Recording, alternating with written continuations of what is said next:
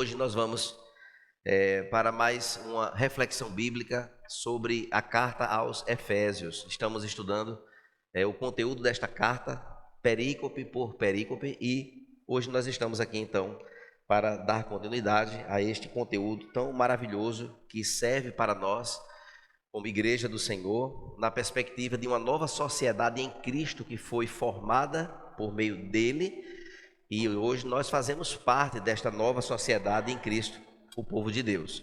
Queridos, onde então nós podemos encontrar uma igreja verdadeira? Quais são então os aspectos essenciais para que possamos identificar uma igreja, um agrupamento de pessoas voltadas a este objetivo? Então é uma pergunta que pode até soar estranho no nosso tempo, mas que de fato ela é muito atual e pertinente desde os tempos bíblicos.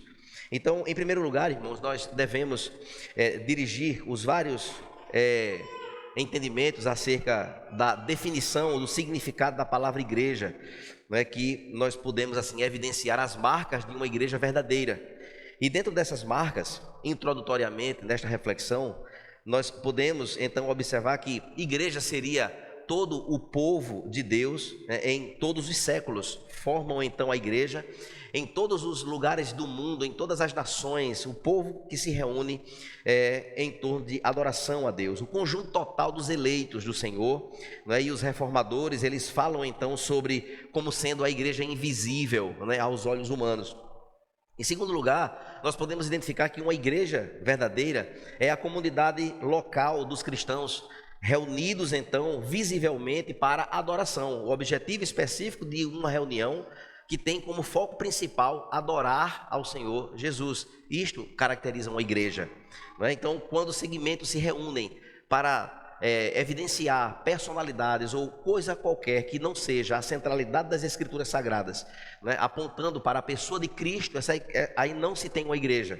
Mas, em terceiro lugar, nós podemos identificar uma igreja como todo o povo de Deus no mundo, né, em determinadas épocas, talvez mais bem definida como uma igreja universal, no sentido da universalidade desta igreja. E esse sentido ocorre ocasionalmente mais no Novo Testamento, de forma mais clara. Nós podemos destacar aqui 1 Coríntios 10, 32 e também Gálatas 1, versículo 13. Mas a igreja, ela tem também outros aspectos bem interessantes em suas características quando nós lidamos com a igreja dentro da igreja que nós vemos e enxergamos. E este ponto merece um ressalto interessante, pois nós notamos antes a distinção feita em toda a congregação visível e aqueles dentro dela que respondem ao chamado genuíno de Deus, ou seja, aqueles pelos quais a graça foi de fato exercida pelo próprio Senhor em atrair para perto dele salvificamente aqueles a quem o Senhor haverá de salvar. E isto nos faz uma distinção importante quando as palavras de Jesus foram ministradas e correspondidas no apontamento de que o joio ele vai crescer junto do trigo, mas a separação do joio do trigo acontecerá pelo próprio Senhor Jesus quando ele voltar para buscar a sua igreja. Então, dentro de uma igreja, e aqui nós nos colocamos também dentro desta condição, dentro de uma igreja existe o trigo e existe o joio. Isso é algo natural e bíblico. Quem afirma isso é o próprio Jesus.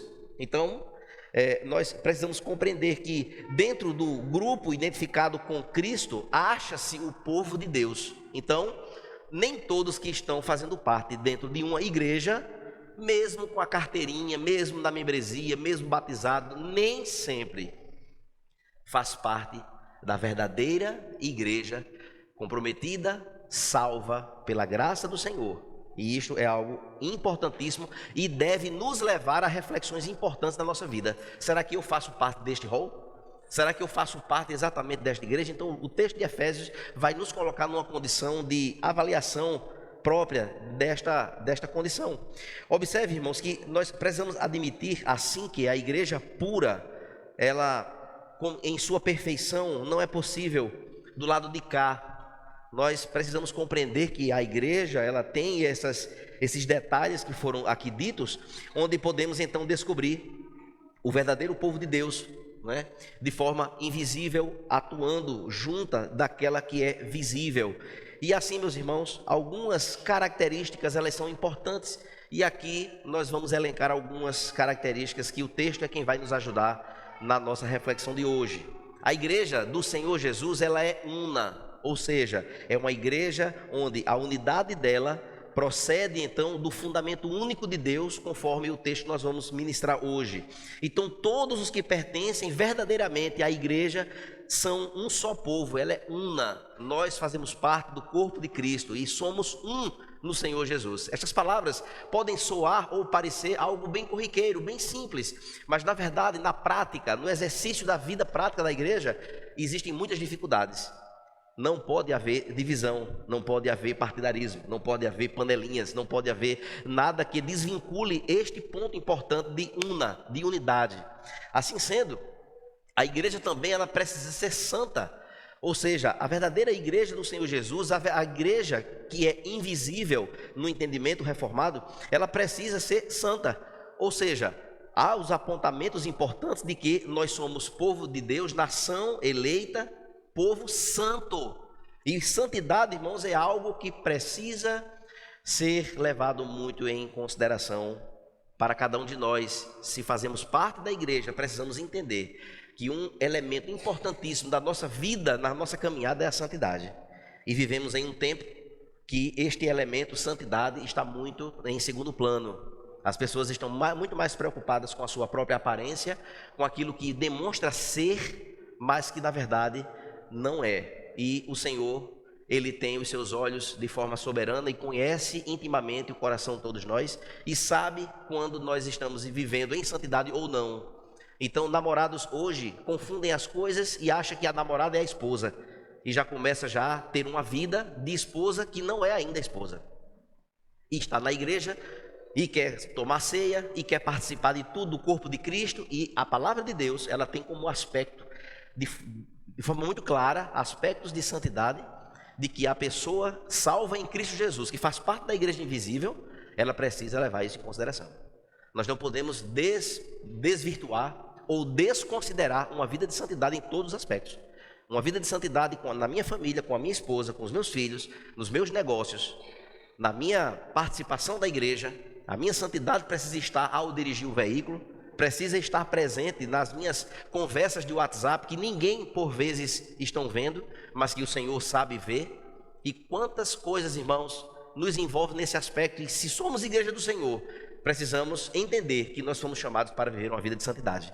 E isto não é nada com legalismo, isso aqui é com verdade de uma vida, de um povo que, atendendo ao chamado genuíno, salvífico do Senhor Jesus, precisa viver. Se eu sou um pastor careta para o meu tempo, eu quero ser careta.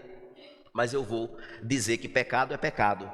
Pecado é pecado, a Bíblia é quem está dizendo, e eu preciso pregar e viver como exemplo para a minha congregação. Uma vida em busca desta santidade. Estamos num processo, estamos vivendo em busca disso.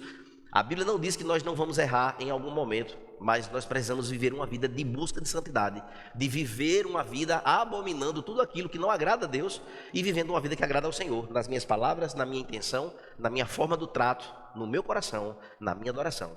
Assim, queridos, a igreja ela é também apostólica, ou seja, nós cremos na doutrina dos apóstolos, aqueles homens que viveram próximos de Cristo, com Cristo, e receberam do Senhor Jesus todas as instruções registradas na palavra para nos servir de condução, de orientação, de vida prática e vivencial. Assim, queridos, a igreja ela é edificada sobre o fundamento apostólico, fundamento dos apóstolos, daquilo que está escrito.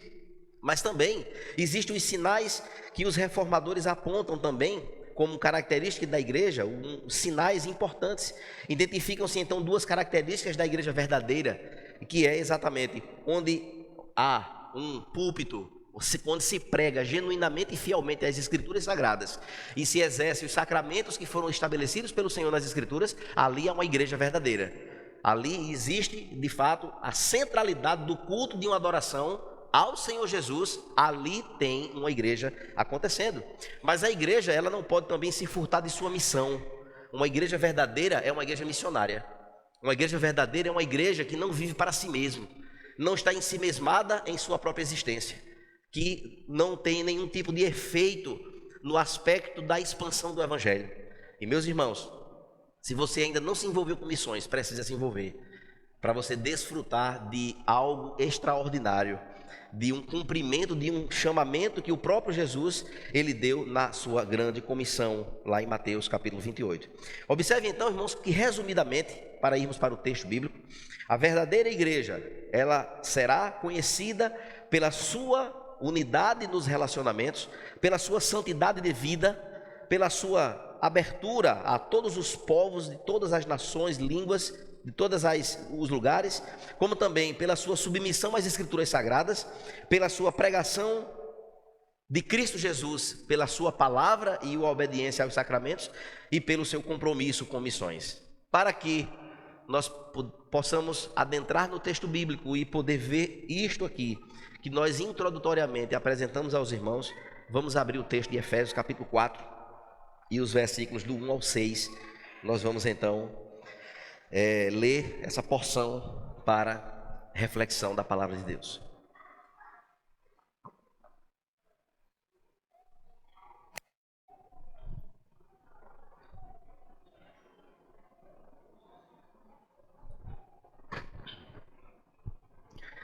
Assim diz o texto, Efésios capítulo 4, versos do 1 até o verso 6, sentados mesmo como vocês estão. Por isso, eu, prisioneiro do Senhor, peço a vocês, vivam de maneira digna da vocação que foram chamados, com toda a humildade e mansidão, com longanimidade, suportando uns aos outros em amor, fazendo tudo para preservar a unidade do Espírito no vínculo da paz. Há somente um corpo e só um Espírito, como também é uma só esperança para a qual vocês foram chamados. Há um só Senhor, uma só fé, um só batismo, um só Deus e Pai de todos, o qual é sobre todos, age por meio de todos e está em todos. Curve sua cabeça, vamos orar ao Senhor. Pai querido, queremos, ó Deus, dedicar esse momento ao Senhor e te agradecer, Pai, pela tua palavra que nos instrui de forma tão graciosa. Que o Senhor, Deus, pelo teu Santo Espírito, ilumine as nossas mentes, nos abençoe, Pai, nesta noite. Mais uma vez, possamos desfrutar, Pai, de um conteúdo que nos proporcionará crescimento espiritual, que redundará, ó Deus, em uma vida prática, vivenciada em obediência a ela. Se assim somos igreja de Cristo, queremos assim viver, assim ser, ó Deus, para a glória do teu nome. No nome de Jesus nós te oramos. Amém. Queridos, como temos percebido, Paulo vem então cercando o seu discurso nesta carta de todos os cuidados orientativos, de confirmação desta igreja, a igreja dos Efésios. Observe, irmãos, que deixa claro então o apóstolo Paulo em suas palavras todos os pontos relativos ao que estava acontecendo. E o que é que estava acontecendo? A grande característica então da unidade dos povos judeus e gentios, que havia de fato uma separação em seu tempo, onde os judeus se achavam dignos de viver uma vida com Deus, mas os gentios não, e a graça do Senhor foi também alcançada, foi em alcançar os gentios, e esta divisão foi anulada em Cristo, tornando então uma nova sociedade nele, vivendo agora para a glória dele, judeus e gentios. Este é o contexto da carta aos Efésios. Então ele ora por aquela igreja, em alguns momentos, a condição de transposição espiritual de uma vida de pecado para uma vida agora de salvação. Nós podemos ver isso claramente nos capítulos que já foram aqui ministrados. E também, irmãos, a sua graça de forma sobrenatural que orienta então e alcança o coração em proporcionar práticas em uma sociedade diferenciada da prática em que nós vivíamos anteriormente, quando vivíamos escravos do pecado. Observe, irmãos, que de forma muito clara também, observamos que o capítulo 1 até o capítulo 3, do 1 ao 3, o foco está na doutrina, no ensinamento acerca da unidade desses dois povos, fazendo agora um povo novo. E de forma bem clara também, suas colocações a partir de então, coloca-se então agora para uma condição prática daquilo que já foi estudado anteriormente. O capítulo do 1 ao 3 é a parte doutrinária, a parte do ensino, e dos capítulos por diante, do 4 em diante, ele vai agora falar sobre as implicações para a vida pessoal, de acordo com aquilo que foi ensinado nos primeiros capítulos. Isso fica muito claro para a gente. E meus irmãos, este é então o caminho que nós iremos seguir. Levantaremos então aqui as ideias, né, de um cativeiro em que vivia-se, então um chamamento que dignifica o cristão para uma condição de maturidade. E isto nós precisamos buscar sempre. Não se admite crentes que conhecem as Escrituras, mas que de forma imatura recusa-se a viver a prática daquilo que se aprendeu. Então precisamos olhar para o texto aos Efésios e ver a seriedade pela qual o Senhor Jesus, pela vida do apóstolo Paulo, escreveu para aquela igreja, trazendo então alento e direcionamento. E meus irmãos, o primeiro verso do capítulo 4, nós podemos ver que ele abre o seu quarto capítulo, né, no corandel, que é exatamente o viver diante dos olhos do Senhor, viver diante da glória do Senhor, dos olhos do Senhor, viver uma vida agora sob a supervisão do Senhor, da vigilância em que agora se coloca-se a vida. E nós, irmãos, precisamos nos encaixar nisso, precisamos entender que para a glória de Deus nós fazemos tudo na nossa vida, entender que o Senhor está olhando para cada um de nós em todos os momentos.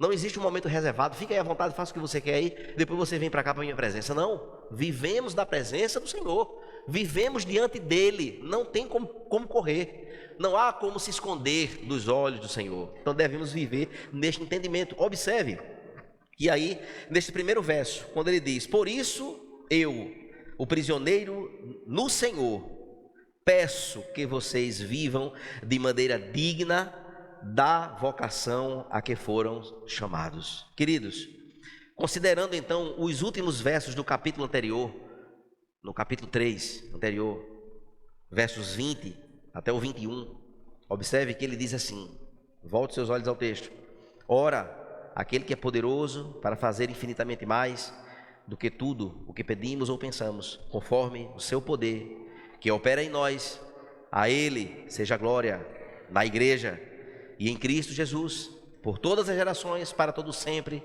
Amém. Quando então, irmãos, ele fecha o terceiro capítulo com este texto, nós podemos agora ver que ao começar o capítulo 4 diz: por isso eu, ou seja, por conta daquilo que eu disse no final aqui, por conta de quem é o Senhor, infinitamente, que faz além daquilo que nós esperamos, a ele toda a glória na igreja, por conta disso, de tudo que eu falei, por isso eu, prisioneiro, eu peço. E agora ele faz um pedido para que aqueles irmãos, de acordo com tudo que aconteceu já nos capítulos anteriores, eles agora vivam uma vida digna. E o que é viver uma vida digna, irmãos? Isso nos faz entender que depois de conhecer os aspectos da doutrina bíblica, que traz a vontade de Deus, o seu padrão santo de viver, e as pessoas não querem padrão santo, as pessoas querem viver como querem. O que eu achar que na minha medida está correto, está tudo bem, e todo mundo tem que aceitar. E aí é ficar acima da condição bíblica do que a palavra de Deus nos ensina. E isso não está de acordo com a vontade de Deus. Se somos submissos ao Senhor Jesus, precisamos compreender que a palavra dele é viva, é eficaz, ela é espada de dois gumes, e eu preciso me submeter a ela para que eu seja abençoado e que eu dê evidências de uma conversão verdadeira. Então, na minha opinião, eu sou assim, não mudo, é de quem não é crente. Não mexa no meu calo, porque senão não é crente. Mas a palavra diz assim: mas eu não quero. Não é crente, meu irmão. Está na igreja, mas não é convertido. Porque o convertido, ele se submete em amor e em alegria. Amém? Ponto. Observe, irmãos, que quando ele faz esse pedido, isso faz compreender. Depois de conhecer tudo, ele volta-se agora a este padrão santo. Um padrão modificado em detrimento do padrão pecaminoso. E vem agora a parte, irmãos, em que ressalta o tal conhecimento. Mas como isso ocorre? Observe, queridos, que gostaria de pensar com você sobre as seguintes perspectivas. Primeira coisa, muitas pessoas que se dizem cristãs olham para o capítulo 4 até o capítulo 6 e julgam o viver deles como sendo legalismo. Há muita gente que diz: aí a Bíblia é cheia de regras. Para que essas regras? E acha que é legalismo. Não é legalismo, existe um padrão santo para quem é crente. Este padrão santo deve ser obedecido e vivido, se eu realmente me converter. O padrão santo está posto. Aí o que é legalismo? Legalismo é um caldo mortífero, observe, que tem oprimido muitas pessoas na vida espiritual. Há igrejas, por exemplo, que impõem fardos pesadíssimos sobre as pessoas com tradições humanas, nada de Bíblia, com doutrinas que não emanam das Escrituras, criadas e forjadas pelo próprio homem. O legalismo produz um cristianismo de aparência e que não produz verdadeira santidade, não produz comunhão com Deus, produz morte. E eu vou dar um exemplo. Quantos aqui não já escutaram? Se você for tomar banho e Cristo vir naquela hora, você fica. Então, vá tomar banho vestido, viu? Bota uma roupinha leve, porque quando Cristo vier, se você for pego nessa situação, como é que vai ser? Isso é legalismo, irmão. Onde é que está dizendo isso nas Escrituras? Como é que eu posso defender uma tese louca dessa? Não tem como. E aqui é um exemplo, existem centenas por aí afora. Então, fuja desses contextos, fuja. Isso não é Bíblia, isso não é ensinamento, isso não é doutrina bíblica. Não é, isso aí é legalismo. Observe, irmãos, em segundo lugar, é que há um abismo imenso entre o conhecer e a transformação, o estado transformador, de transformação de vida. Observe que há um hiato silencioso, não é? Frio e presente na nossa geração, onde o saber tem sido acessado, onde a minha mente acessa o saber, onde muitos conhecimentos eu tenho na minha mente, eu aprendo, eu vou para congresso, eu participo de tudo, assisto live, assisto podcast, eu leio a Bíblia, minha mente é repleta de conhecimento, mas esse saber parece ser ineficaz, inexequível, ou seja, não traz mudança e nem ação de um viver prático. Isto é terrível. Cadê a piedade? Conheça a Bíblia de ponta a ponta. E a sua piedade está onde? Você ama? Você ora? Você reflete a palavra? Você faz missões? Você se envolve com a igreja? A cabeça está desse tamanho de conhecimento, mas a vida prática longe demais. Então isso é um perigo. E isso é o que acontece. Muitos teologuitos de plantão. Conhece tudo, gosta de discutir, gosta de apontar, gosta de julgar, gosta de tudo e não faz nada. Cuidado. A ortodoxia precisa andar junto da ortopraxia. Eu preciso viver aquilo que eu conheço. Se o meu conhecimento não redunda em resultados práticos de vida, de que vale o meu conhecimento? É melhor não ler nada. É melhor ir lá para o sertão, lá para o sítio, ficar lá, pregando somente o evangelho ali, mais nada, e ponto, fica ali. Muito melhor. Não que eu estou falando contra quem vai para o sertão de forma alguma. É maravilhoso. É uma oportunidade rica poder ir para um lugar distante e poder pregar o evangelho. Mas saia das redes sociais. Se é para você ter só conhecimento e não ter prática, precisa de viver uma prática. Aí você vai para um lugar que precisa. Um lugar que vai ser utilizado muito. Muito mesmo.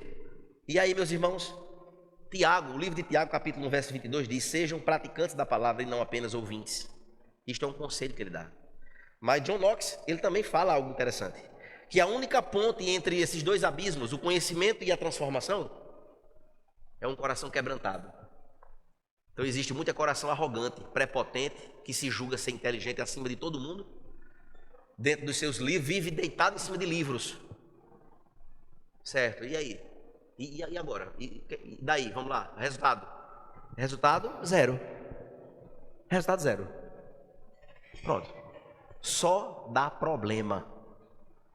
E causa problema. Então, meu irmão, a gente precisa entender que a carta aos Efésios é um colosso, é uma alegria, é uma bênção. Em outras palavras, eu posso dizer, olha, do capítulo 1 ao 3, eu vou ensinar. Do 4 ao 6, pratique. E os capítulos adiante nós vamos falar muito sobre isso. Viu? Vamos falar sobre casamento, sobre emprego, sobre tanto. É o apóstolo Paulo falando. Como é que esse novo crente, nesta nova sociedade, deve viver. Então a gente tem que tirar as roupas da velha sociedade e viver agora com uma nova veste.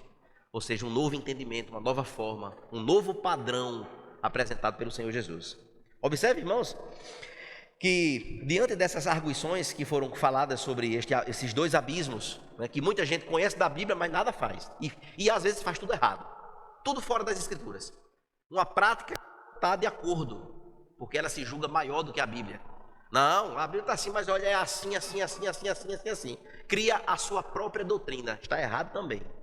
Diante de tudo isso, a nossa expectativa hoje aqui à noite, irmãos, é que o Espírito Santo de Deus quebrante o meu coração e o seu também, de uma forma tão profunda, que nos capacite a ponto de conhecermos as verdades do texto bíblico, mas que isso proporcione fazer a vontade do Cordeiro. Eu preciso fazer a vontade do Cordeiro, eu preciso ver vocês também buscando viver a vontade do Cordeiro, Jesus Cristo. Assim, queridos, nós vamos viver de maneira digna, e aqui é o pedido que ele faz. O pedido que o apóstolo faz é: vivam de forma digna. E meus irmãos, não precisa desenhar o que é viver de forma digna. A instrução é para que toda a igreja ande da mesma maneira, assim como o seu chamado ocorreu. Ou seja, andar na Bíblia não é um caminhar físico. Não estou falando de caminhada, descer aqui, andar, ir comprar, vir. Não, não é esse andar. Esse andar fica claro. Esse andar é viver de maneira a ser conduzido pela vontade do Cordeiro. E pronto. E aí sai a minha autoridade, e aí sai o que eu acho, aí sai o que eu quero, e passa a ser agora esse novo padrão guiado pelo Senhor Jesus. Portanto, irmãos, para nós, a igreja, a conduta de nossas vidas é sermos dignos do chamado, para que de tal forma, assim como fomos chamados, devemos viver de fato como igreja do Senhor. Então, primeiras perguntas que a gente poderia fazer para nós mesmos, não é? Como é que está a minha vida? Como é que está a sua vida hoje aqui? A minha e a sua. Será que nós estamos vivendo de forma digna? Será que há dignidade em sentarmos nestes lugares aqui e dizer assim: eu sou um crente em Jesus e vim hoje aqui para adorar Ele? Será que eu estou aqui dignamente? Será? Ou a gente está só cumprindo aqui uma religiosidade? A pergunta é essa. A carta aos Efésios nos coloca nesta condição. E aí? Como é que eu estou vivendo? Existe dignidade? A dignidade que eu falo é, por exemplo, quando um rapaz casa com a moça. A partir do casamento, agora, dignamente, ele é o marido dela e ela é a esposa dele. Ninguém muda isso. Casou, tchau, está casado, amém. Mas enquanto não casar, existe dignidade em fazer coisas que só o casado pode fazer? Não pode. Aí é indigno. Nesta mesma relação, será que nós estamos aqui vivendo de forma digna? Será que estamos vivendo assim, irmãos? Tipo assim, Deus fez o máximo, né? Deus fez tal, mas eu não estou nem aí. Eu quero somente participar. Eu estou ali só por estar vivendo uma vida mergulhada em práticas rebeldes, às vezes práticas mentirosas, nutrindo relacionamentos de forma falsa, no engano, como juízes julgando os outros, fazendo uma forma de olhar para esta realidade de forma omissa. Como é que de fato nós estamos vivendo? Observe, irmãos, no verso 2 e 3, como é que de fato deve viver a igreja. Verso 2 e 3. Ele agora completa o seu raciocínio, porque depois que ele termina o verso primeiro tem uma vírgula, aí ele continua o raciocínio no verso 2. E ele diz: com toda humildade, com toda mansidão, com longanimidade, suportando uns aos outros em amor. Verso 3. Agora vem a parte do gerúndio, da continuidade. No verso 3 ele diz: fazendo continuamente tudo para preservar a unidade do Espírito no vínculo da paz. Queridos irmãos, quando nós olhamos para estes versos, queridos, vamos falar aqui de coisas tão já conhecidas, mas tão negligenciadas, né? E ele começa a pontuar aqui coisas que são extraordinárias. Quando ele diz humildade, com humildade. O que é ser humilde? Será que a pessoa entende que ser humilde é usar uma sandalinha bem velhinha, uma roupinha bem simples? Nem sempre. Isso nada tem a ver com humildade. Aliás, pouco tem a ver com humildade. Às vezes a pessoa é assim, bem simples, mas tem um coração arrogante, orgulhoso, terrível, endurecido, cheio de direito, de razão, nada de humildade. É a verdade.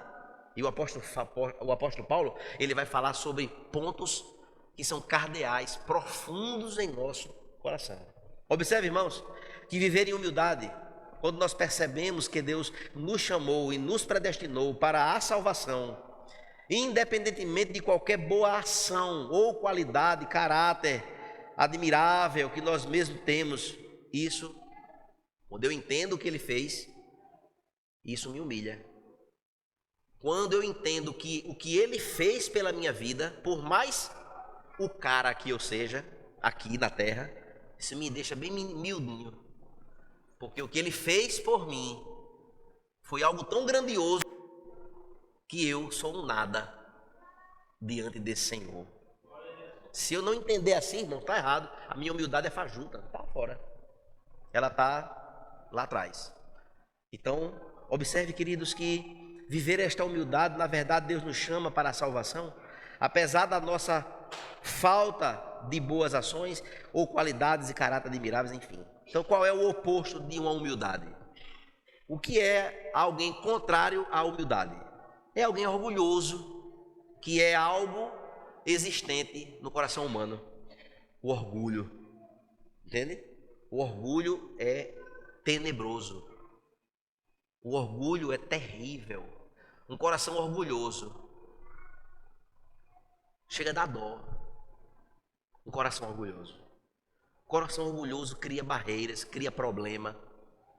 O coração orgulhoso quer glória para si, não aceita o outro. Às vezes está precisando de algo, mas é tão orgulhoso que não busca ajuda. O coração orgulhoso, ele é tão doente que precisa, eu e você, precisamos ir para os pés do Senhor e dizer: Senhor, tenha misericórdia. Quebre meu orgulho, Senhor. Eu quero ser humilde, eu quero ser isso aqui, eu quero ser o contrário. Então, orgulho. Aí junto vem a arrogância. Aí vem no meio a prepotência. Aí vem agora o cheio de direito. Aí veio agora o é da minha maneira. Não. Tá fora. Tá fora. A gente precisa entender que é diferente. Quando a gente é alcançado pela graça de Jesus, Ele transforma o nosso coração de pedra em um coração de carne. E isto vai trazer evidências de uma vida humilde, de uma pessoa humilde. Eu posso ser uma pessoa extremamente rica e ser alguém humilde, que depende do Senhor, que adora Ele em espírito e em verdade, que busca Ele de forma verdadeira, que vive os aspectos desta humildade, que baixa a cabeça para a autoridade do Senhor. E eu posso ser alguém muito sem condições financeiras de quase nada e ser o cara mais orgulhoso. E aí, meus irmãos? É nesta direção? Pois observe que a palavra de Deus, ainda em 1 Pedro, capítulo 5, verso 5, a parte B do verso, diz que todos vocês revistam-se de humildade uns com os outros, porque Deus se opõe aos orgulhosos. Ele se opõe. Você já imaginou o que é você ter a oposição de Deus na sua vida por conta do orgulho? Deus me livre. Oposição desta vida a gente já tem muita. E agora você tem agora um opositor contra o orgulho que você tem, o próprio Deus. Deus se opõe ao orgulhoso, mas Ele mostra favor aos humildes. Eu prefiro o favor do Senhor na minha vida. Queridos, quando Ele vai então para a mansidão, aí a coisa fica mais profunda. Porque se a humildade, irmãos, é o pé direito, hipoteticamente aqui no nosso imaginário, a mansidão é o pé esquerdo.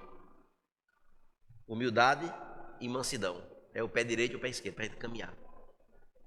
Compreende? Para que a gente caminhe, para que a gente vá, para que a gente siga em frente. E esta ideia, né, os dois andando juntos, precisamos, irmãos, ser completamente humildes e mansos. E isto é uma característica da igreja, de quem é a igreja. É uma característica de quem é a igreja.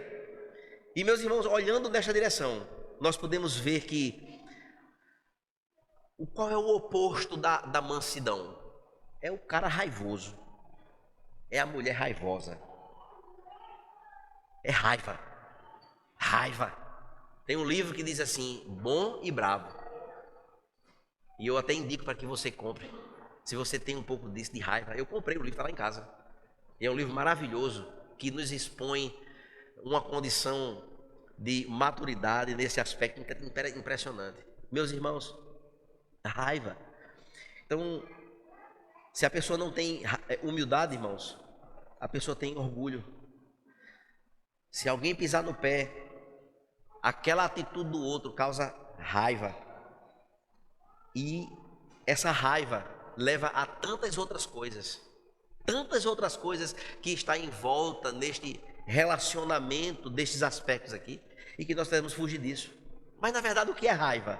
Raiva é um tipo de arrogância, é um complexo de atenção. Quando eu tenho raiva, eu quero chamar a atenção para mim.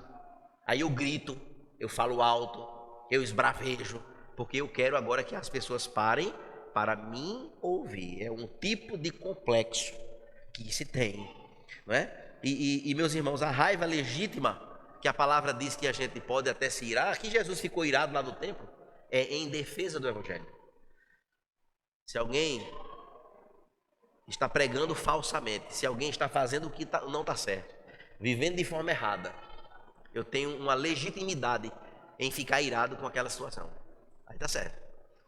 Mas ficar irado por conta de situações relacionais que pode ser resolvido de uma forma diferente, com humildade de coração, uns com os outros, conforme a palavra nos ensina, queridos. Aí vem agora a longanimidade. A longanimidade, irmãos, também conhecida como paciência, não é? Crisóstomo, então, a definiu como o espírito que tem o poder de se vingar, mas que não faz. Ou seja, eu posso me vingar da pessoa, mas como eu sou longânimo, eu dou um passo atrás e não faço nada. Deixa passar. Isso é ser longânimo.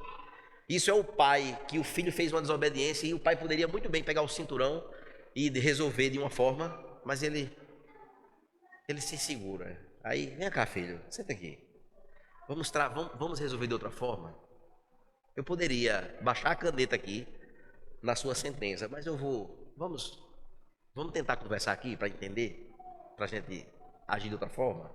Longânimo é isso. Longanimidade, irmãos, é uma coisa que a gente precisa viver no nosso coração.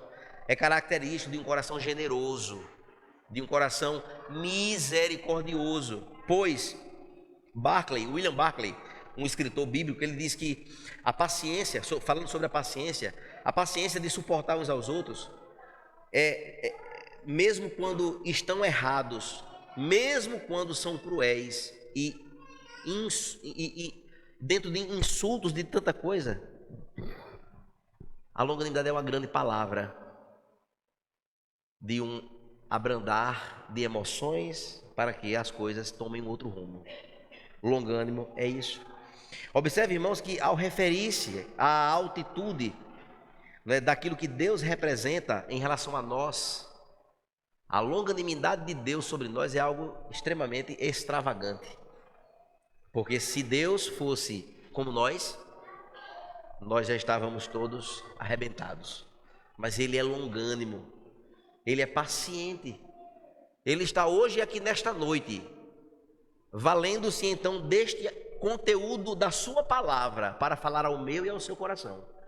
E Ele está paciente conosco. Estou lhe dando uma chance. Mude. Se você é igreja minha, mude. Eu estou sendo paciente. E eu já vi muitos casos desta paciência de Deus chegar a um ponto de dizer basta. E aí a mãozinha pesa. E eu já vi muito isso acontecer na minha trajetória de vida, por onde eu já andei. E eu digo a você, irmão, é melhor obedecer do que sacrificar. Vamos obedecer a palavra.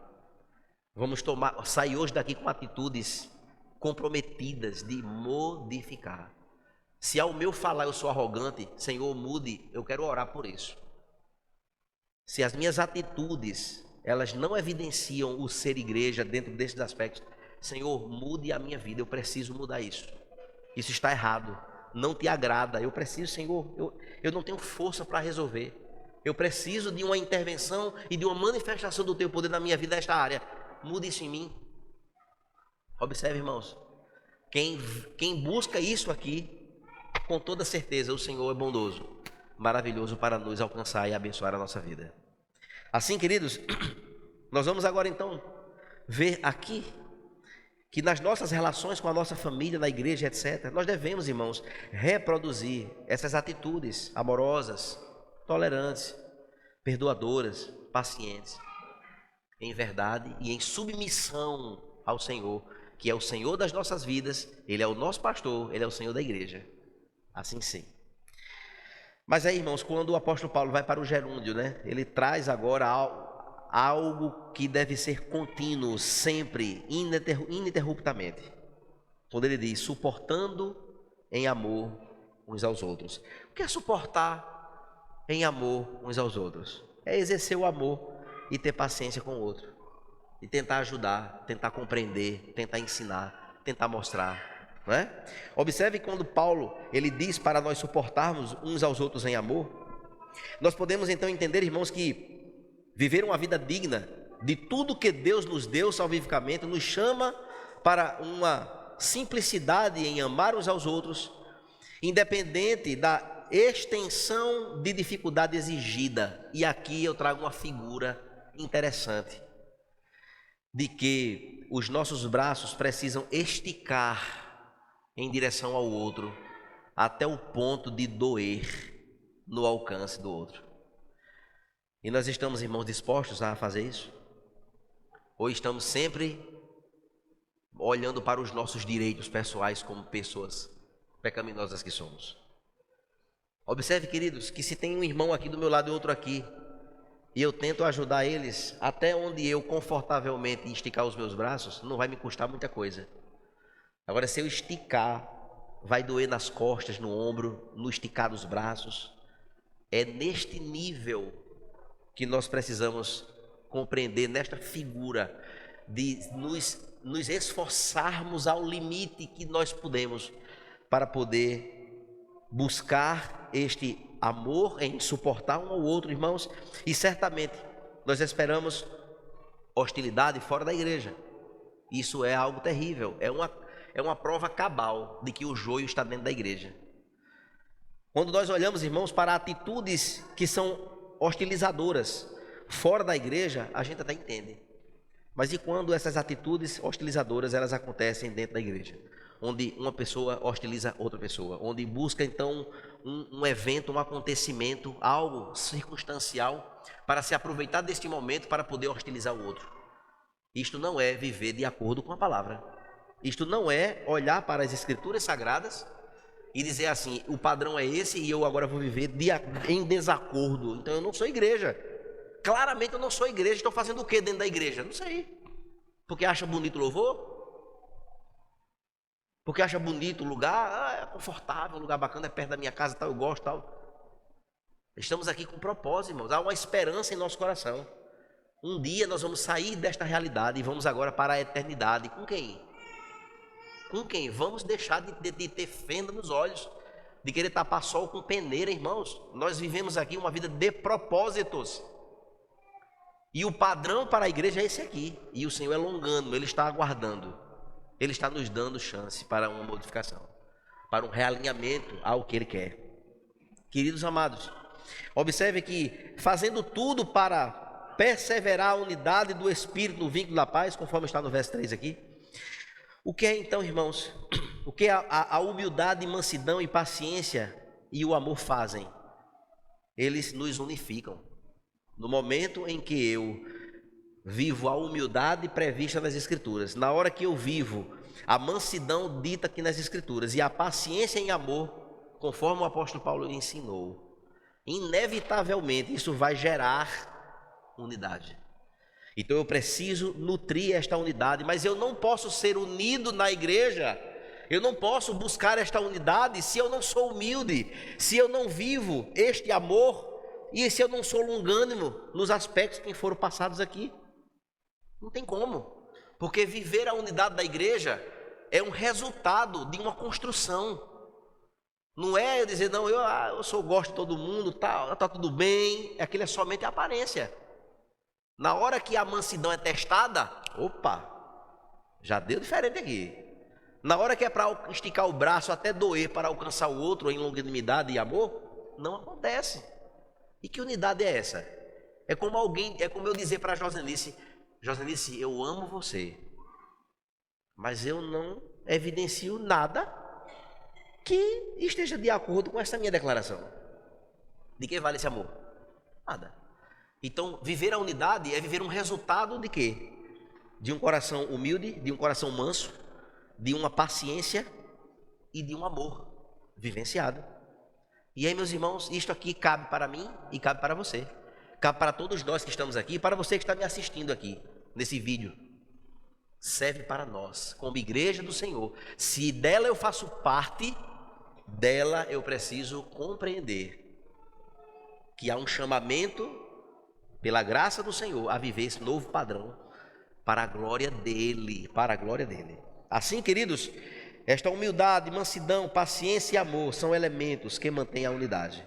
Então, se quisermos viver a unidade, precisamos estar dentro dessa construção de pilares para que essa unidade aconteça. Mas observe, irmãos, que os dois últimos versos, o verso 4 até o verso 6, os três últimos, fala agora sobre essa unidade em tudo. E observe, queridos, que o apóstolo Paulo, ele agora unifica pontos que são importantíssimos para dar exemplo de como é esta unidade. Ele diz: há somente um só corpo, um só espírito, como também uma só esperança. A nossa esperança é uma só, é a vida eterna com o Senhor Jesus para todo sempre. Ele virá nos buscar e nós estaremos eternamente com Ele. Quando isso vai acontecer? Eu não tenho preocupação com isso, porque eu sei que vai acontecer. O que eu tenho que fazer a preço de hoje é viver estes aspectos aqui, de como a igreja do Senhor deve viver. Ele continua então, para a qual vocês foram chamados, verso 5, há um só Senhor, amém por isso, uma só fé, um só batismo, um só Deus e Pai de todos, o qual é sobre todos, age por meio de todos e está em todos. Então ele já dá aqui o fechamento de uma explicação de assim como há um só Deus, um só Senhor, uma só fé, nós precisamos ser um só. Existe essa unidade conclamada nas palavras do apóstolo Paulo. E meus irmãos, em esses só um corpo, uma só fé, um só Espírito, nós temos, irmãos, unidade por causa daquilo que compartilhamos em comum. E o que é que compartilhamos em comum? Em Jesus nós compartilhamos desse só corpo, desse um só corpo. Em Jesus nós compartilhamos da ação do Espírito Santo sobre a nossa vida como igreja do Senhor. Nesta comunhão, nessa unidade, evidencia-se então a mesma única esperança da nossa vocação, um só Senhor que dirige as nossas vidas, um só pastor, que é Jesus. Só Ele devemos adorar, só Ele é quem dirige a igreja, só Ele é quem cuida da igreja, só Ele é quem faz com que isso aqui aconteça. E meus irmãos, olhando então para estes aspectos unos, um só Senhor, uma só fé, um só batismo, um só Pai, queridos, cada uma dessas áreas comuns é maior que qualquer diferença de potencial. E aqui, ao olharmos para trás, vemos que o Espírito Santo está chamando e formando a sua igreja. Ele está fazendo isso pela pregação da palavra. O Senhor, pelo seu Santo Espírito, está juntando a sua igreja, está unindo a igreja neste corpo. Observe, Jesus Cristo é o único Senhor ao qual a igreja é chamada e agora somos adotados e podemos chamar Deus de Pai. Só há um Pai, só há um Deus que está em nós. A Trindade, irmãos, em sua unidade perfeita, é o modelo para a unidade da igreja. A Trindade funciona perfeitamente em conjunto. São três pessoas, da mesma substância, da mesma majestade, do mesmo poder, da mesma glória. Deus Pai, Deus Filho, Deus Espírito, unos, Trindade Santa, façamos. Nós precisamos ter isto como exemplo para que nós sejamos também um no Senhor. Esta unidade, ela é conclamada aqui, ela é trazida. A Trindade então funciona de forma tão perfeita, irmãos, em conjunto. Deve ser então um modelo para nós. E o que é que entristece o coração pastoral? É quando a gente vê pessoas não entendendo isso aqui na prática. Compreende? Isso aqui causa tristeza a qualquer pastor. E aqui eu não estou acusando nada, não é nada. Eu nem estou mandando recado para ninguém.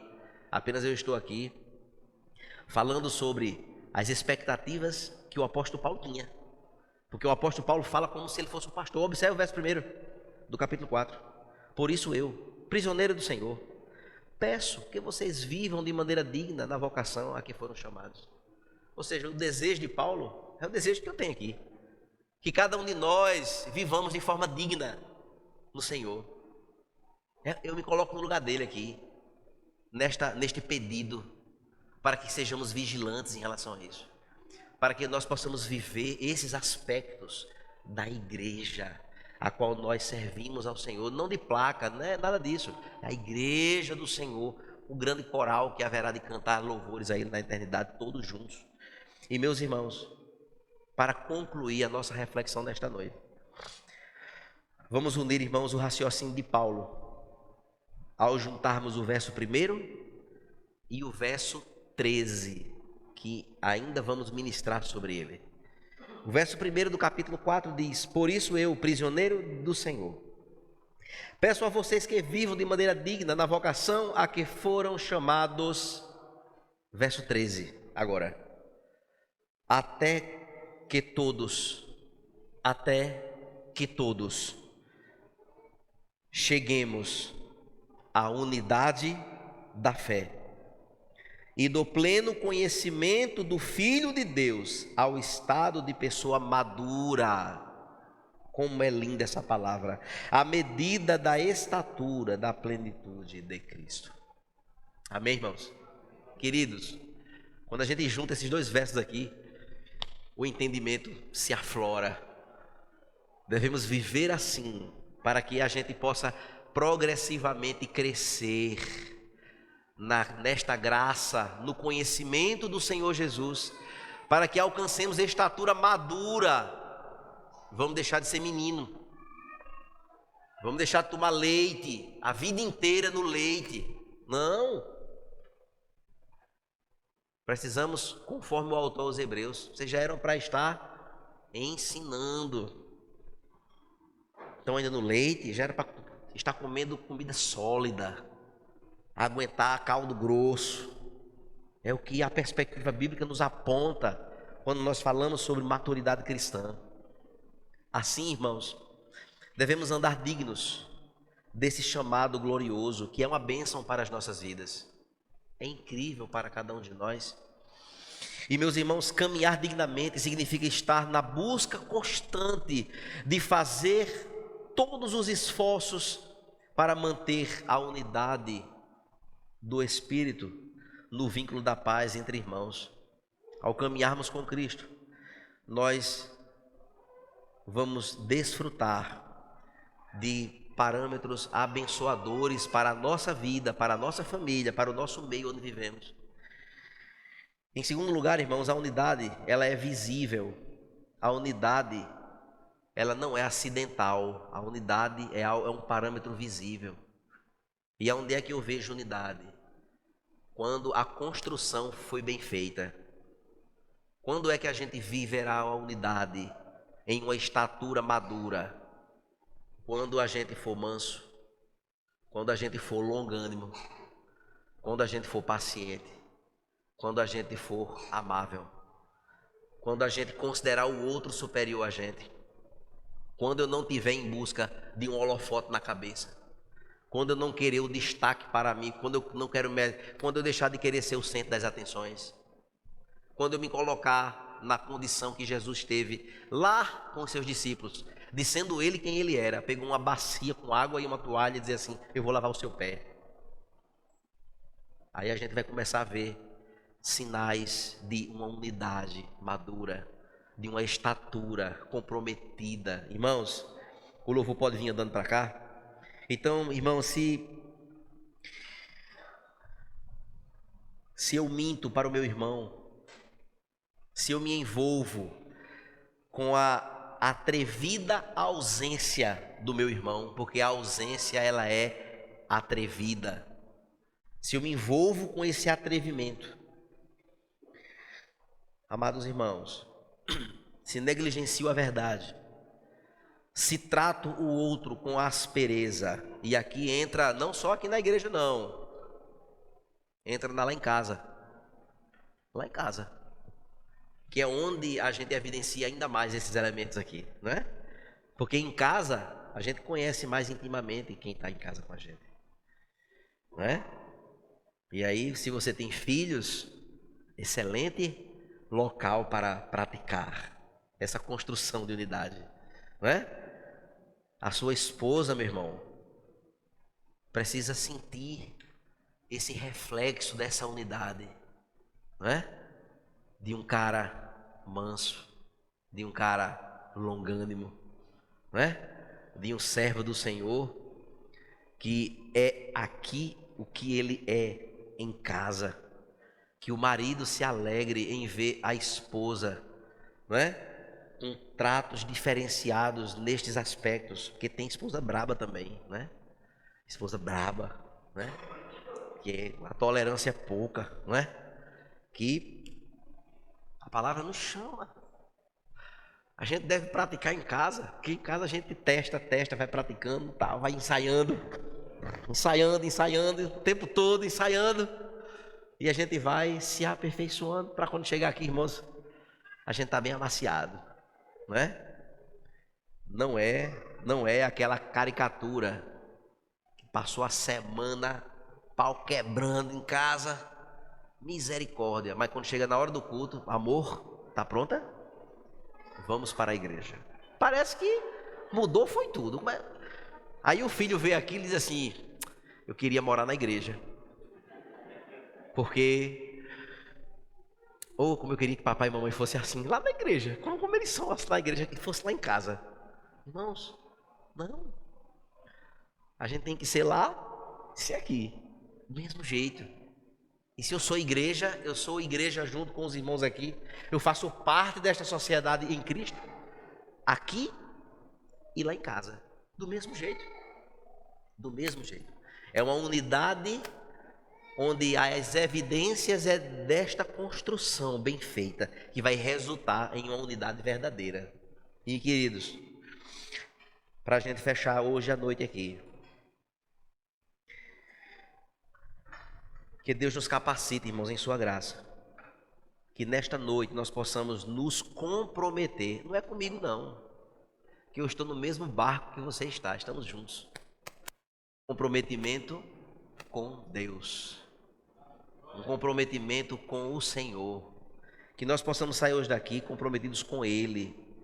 Comprometidos com o quê? Comprometidos com esta edificação do corpo de Cristo em unidade, de poder viver isto de forma intencional, com intenção de fazer. Não é, não, se acontecer, aconteceu, não. É dizer assim, eu quero viver essa unidade. Eu quero ser modificado, eu quero ser transformado, eu quero ver minha família alegre, eu quero ver meus filhos empolgados com o Senhor, eu quero viver isso unido, junto, construindo, caminhando. E que nesta noite, irmãos, nós possamos então nos comprometer desta forma, para que sejamos edificados em Cristo, a igreja a qual fazemos parte. Estejamos então lembrados, queridos, que nós somos do Senhor. Ele é o nosso pastor, Ele é o pastor da igreja, e o seu desejo é que nós estejamos alinhados nesta condição de que somos um em seu nome, para a glória do nome dele. Amém?